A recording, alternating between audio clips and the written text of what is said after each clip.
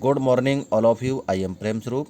आज हम 10th class के मैथमेटिक्स के 7वें चैप्टर निर्देशांक ज्यामिति के बारे में अध्ययन करेंगे। निर्देशांक ज्यामिति को अंग्रेजी में कोऑर्डिनेट ज्योमेट्री कहते हैं। तो आइए जानते हैं निर्देशांक ज्यामिति क्या है। बच्चों, प्राचीन काल में भारतीयों तथा ग्रीकों द्वारा ज्यामिति के प्रयोग में बीजगणित का कोई समावेश नहीं था और यह विधि लगभग 1300 वर्ष तक चलती रही। फ्रांस के महान दार्शनिक और गणितज्ञ रेनी देकार्ते फ्रांस के एक दार्शनिक थे और गणितज्ञ भी थे। उनका नाम था रेनी देकार्ते। उनकी एक पुस्तक लॉ ज्योमेट्रिक का प्रकाशन 1637 ईस्वी में हुआ, जिसमें बीजगणित तथा ज्यामिति का संयुक्त रूप से उपयोग करके ज्यामिति के जटिल प्रश्नों को सरलता से हल किया गया था।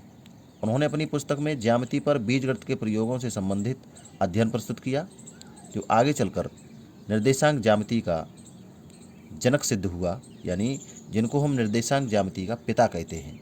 तो रेनी देकार्ते, नाम याद रखेंगे, रेनी देकार्ते। इनको हम निर्देशांक ज्यामिति का पिता कहते हैं, रेनी देकार्ते को।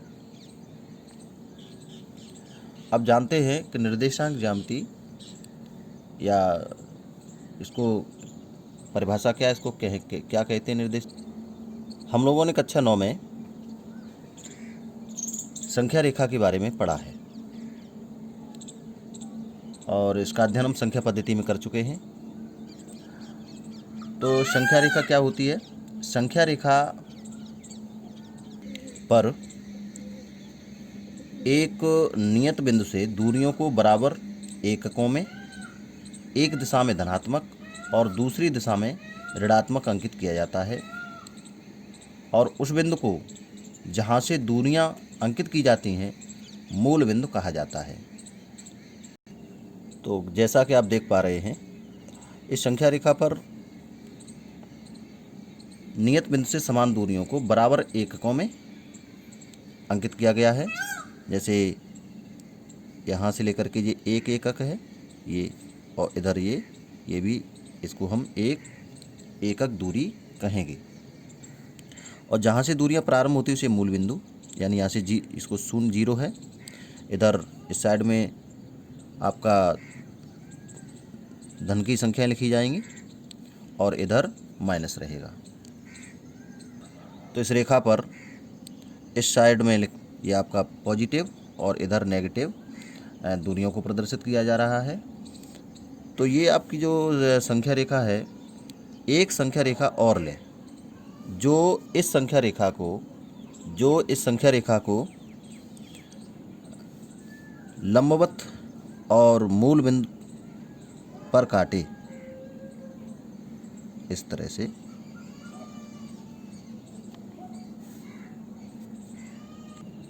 तो आप इसमें देख पा रहे हैं,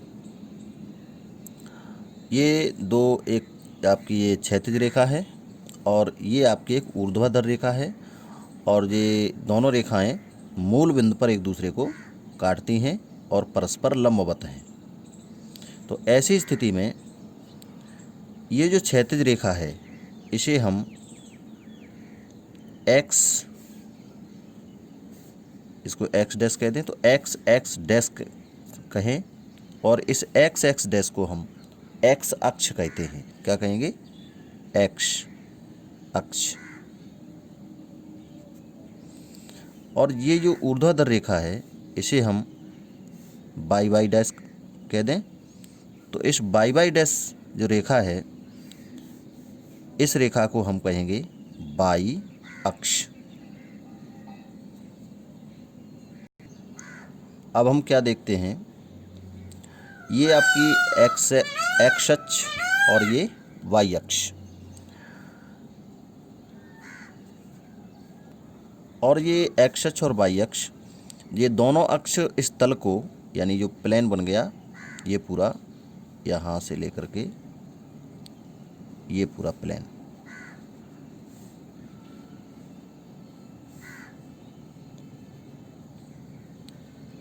इस प्लेन को कितने भागों में विभाजित करता है? 4 भागों में। ये दोनों रेखाएं इस प्लेन को 4 भागों में विभाजित करती हैं। इस प्रत्येक भाग को हम कहते हैं चतुर्थांश। क्या कहेंगे? चतुर्थांश। प्रत्येक भाग को हम चतुर्थांश कहते हैं। तो ये आपका प्रथम चतुर्थांश, द्वितीय चतुर्थांश, तृतीय चतुर्थांश और चतुर्थ चतुर्थांश। तो 4 भागों में विभाजित करती है, प्रत्येक भाग को चतुर्थांश कहेंगे। दोनों ये रेखाएं और ये चारों चतुर्थांशों को अगर इकट्ठा करके समझा जाए, अगर ये पूरा समझा जाए, तो दोनों रेखाएं और ये चारों चतुर्थांश अगर सम्मिलित कर लिए जाएं, तो इस तल को, ये जो प्लेन है, इस प्लेन को बच्चों कहेंगे कार्तीय तल। क्या कहेंगे? कार्तीय तल। इसको हम कार्तीय तल कहते हैं, कार्टीशियन प्लेन, इसको हम कार्तीय तल कहेंगे। अब यहाँ पर निर्देशांक क्या हैं? जैसे एक्स अक्ष पर ये 1 2 3 -1 -2 -3 और भी, तो ये निर्देशांक कहलाते हैं, निर्देश अंक। इनको हम निर्देशांक कहेंगे। ये आपके निर्देशांक हैं। तो एक्स अक्ष पर जो निर्देशांक हैं उसको कहेंगे भुज। क्या कहेंगे? एक्स अक्ष के निर्देशांक को भुज कहेंगे। एक्स अक्ष के, तो एक्स अक्ष के निर्देशांक को कहेंगे भुज और वाई अक्ष के निर्देशांक को कहेंगे कोट। और दोनों रेखाएं जिस बिंदु पर काटती हैं इसको हम कहेंगे मूल बिंदु। तो ये जो सिस्टम है, इस सिस्टम को किसी बिंदु के अगर निर्देशांक लिखने हैं तो किसी बिंदु का निर्देशांक कैसे लिखा जाएगा? भुज कोमा कोटि के रूप में। किसी बिंदु का निर्देशांक भुज कोमा कोट। इस सिस्टम को, इस पद्धति को हम कार्तीय पद्धति कहते हैं। और मूल बिंदु का निर्देशांक क्या होगा? मूल बिंदु का निर्देशांक आपका होगा 0,0। ये मूल बिंदु का निर्देशांक क्या होगा? 0,0, यानी भुज भी 0 और कोट भी 0। अब हम देखें, ये जो एक्स अक्ष है, इस एक्स अक्ष पर स्थित प्रत्येक बिंदु की कोट, यानी प्रत्येक बिंदु की कोट का मान क्या होगा? 0, क्योंकि वाई अक्ष पर बिल्कुल नहीं चल रहे हैं। तो एक्स अक्ष पर स्थित प्रत्येक बिंदु, जैसे मान लो यही पॉइंट ले लें, इसकी कोट क्या होगी? 0 होगी। और वाई अक्ष पर स्थित प्रत्येक बिंदु की भुज का मान क्या होगा? 0 होगा। इसका जैसे देखें, इस बिंदु की भुज क्या है? 0 है। ध्यान रखें इस बात का। तो यदि हम लिखना चाहें, जैसे इस बिंदु को निर्देशांक अगर लिखना चाहते हैं तो लिखा जाएगा 1,0, क्योंकि भुज का मान 1 है लेकिन कोट का मान क्या है यहाँ पर? 0, तो लिखा जाएगा 1,0। आइए बच्चों, अब समझते हैं ये जो चतुर्थांश है आपके 4, ये पहला चतुर्थांश, दूसरा, तीसरा और चौथा। इन चारों चतुर्थांशों में चिन्हों की परिपाटी, यानी जो समतल को 4 भागों में विभाजित किया है, उस प्रत्येक भाग में स्थित बिंदुओं के चिन्ह क्या होंगे, उन चिन्ह के बारे में जानते हैं। जैसा कि इसमें देख पा रहे हैं, यहाँ से इधर प्लस, ये प्लस एक्स एक्सिस, और ये इधर माइनस एक्स एक्सिस। इधर माइनस रहेगा, इधर प्लस, और ये माइनस, वो प्लस, और ये माइनस। तो जो पहला चतुर्थांश है उसमें किसी बिंदु के निर्देशांक के अगर चिन्ह देखें, किसी बिंदु के चिन्ह देखें, तो प्रत्येक बिंदु के चिन्ह इसमें, यानी भुज भी प्लस रहेगा और कोटि भी प्लस रहेगा। तो उसके निर्देशांक पहले चतुर्थांश में बिंदु कैसा होगा? Plus plus. पहले चतुर्थांश में भुज भी प्लस और कोटि भी प्लस। दूसरे चतुर्थांश में देखें तो भुज माइनस का और कोट, भुज माइनस का और कोट प्लस का, तो भुज माइनस और कोट प्लस, तो ये होगा माइनस कॉमा प्लस। यानी इसमें किसी बिंदु के जो बिंदु लिखा जाएगा उसके चिन्ह क्या होंगे? Minus plus. तीसरे चतुर्थांश में देखें तो भुज माइनस का और कोटि भी माइनस का, तो उसमें होगा माइनस कॉमा माइनस। और चतुर्थ चतुर्थांश में भुज प्लस का रहेगा और कोटि माइनस का, तो प्लस कॉमा माइनस।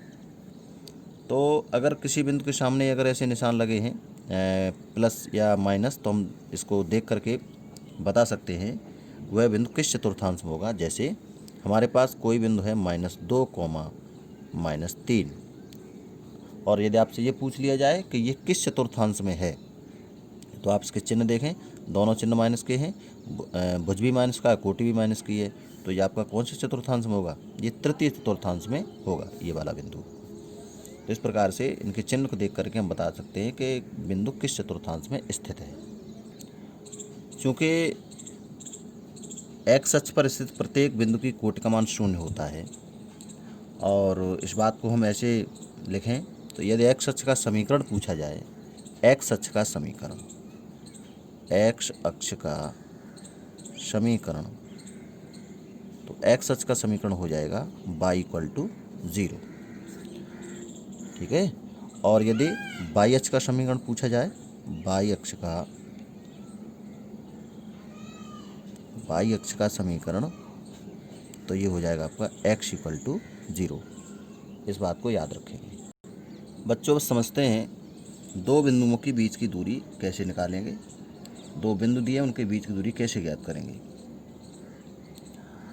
तो मान लेते हैं दो बिंदु हैं, ये आपका मूल बिंदु है, और एक बिंदु मान लीजिए यहाँ पर है, और दूसरा बिंदु मान लेते हैं यहाँ दूसरे बिंदु है।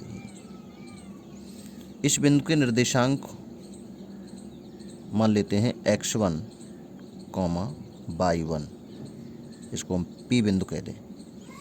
इस बिंदु के निर्देशांक, और जो दूसरा बिंदु है इसके निर्देशांक मान लेते हैं x2, y2, और इसको हम Q बिंदु कह देते हैं। अब ये देखें इन दोनों बिंदुओं के बीच की दूरी कैसे ज्ञात करेंगे।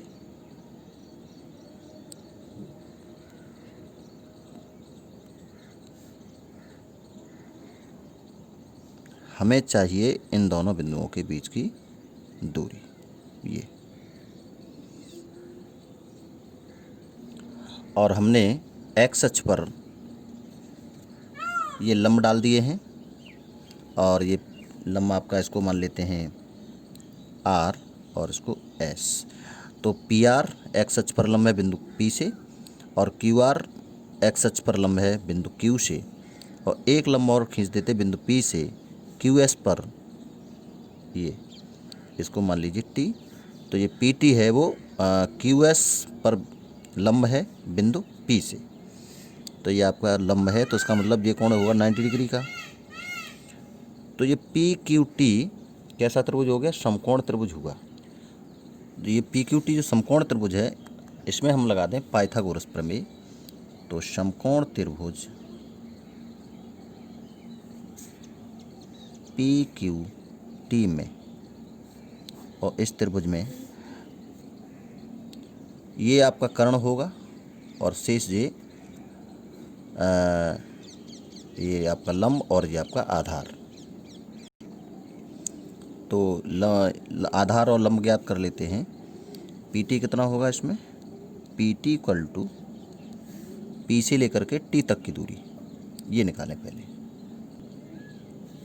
तो यहाँ से लेके ये दूरी कितनी है? x1, ठीक है, और यहाँ से लेके ये दूरी कितनी है? x2, O से लेकर के S तक की दूरी। तो आपका ये जो दूरी होगी ये PT के बराबर होगी, यानी PT या RS।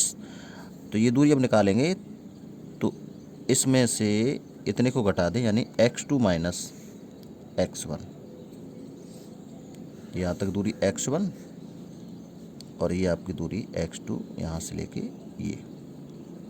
इसी प्रकार से ये जो दूरी है लंबवत, ये आपकी y1 है, और यहाँ से लेके ये टोटल दूरी है, ये आपकी y2 है, y2 है इतने। तो अगर हमें QT निकालना है, तो QT = y2 में से y1 को माइनस कर देंगे। तो अब PT और QT हमारे पास उपलब्ध हैं, तो हम त्रिभुज PQT में समकोण त्रिभुज में कर्ण का वर्ग बराबर यानी P Q square equal to लंब वर्ग प्लस आधार वर्ग क्यू टी वर्ग प्लस पी टी वर्ग। तो पी क्यू वर्ग इक्वल टू क्यू टी वर्ग हो जाएगा आपका y two minus y one का स्क्वायर और पी टी हो जाएगा x two minus x one का होल स्क्वायर। तो P Q square equal to से ऐसे भी लिख सकते हैं x two minus x one का square plus y two minus y one का स्क्वायर। तो पी क्यू इक्वल टू निकालेंगे तो ये हो जाएगा under root x two minus x one का whole square plus y two minus y one का होल स्क्वायर। तो ये आपके दो बिंदुओं के बीच की दूरी का सूत्र है। इस सूत्र की सहायता से हम दो बिंदुओं के बीच की दूरी ज्ञात कर सकते हैं। अब एक क्वेश्चन लेते हैं जिनके बीच की दूरी ज्ञात करनी है। दो बिंदु ले लेते हैं जिनके बीच की दूरी ज्ञात करनी है, प्रश्न के माध्यम से समझते हैं। तो दो बिंदु ले लें 2,3 तथा 4,1। अब इनके निकालनी बीच की दूरी के बीच की दूरी। तो यहाँ पर ये हो जाएगा आपका x1 y1, ये हो गया x2 और y2।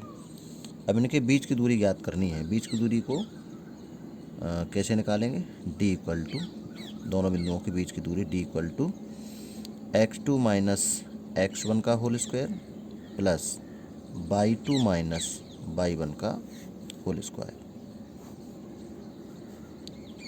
तो आपका यहाँ पर x2 कितना है 4, तो 4 माइनस x1 कितना है 2 का whole square y2 1 minus y1 3 का होल स्क्वायर। तो कितना हो जाएगा 2 का स्क्वायर प्लस माइनस 2 का स्क्वायर इक्वल टू, तो ये हो जाएगा 4 plus 4 equal to under root 8, या ऐसे हम लिख देंगे 2√2 मात्रक। तो इस प्रकार से इन दोनों बिंदुओं के बीच की दूरी प्राप्त हो गई। सूत्र से हम दोनों बिंदुओं के बीच की दूरी को प्राप्त कर सकते हैं। तो आशा करता हूँ बच्चों आप लोगों को ये समझ में आया होगा और आगे अगली वीडियो में बताएंगे।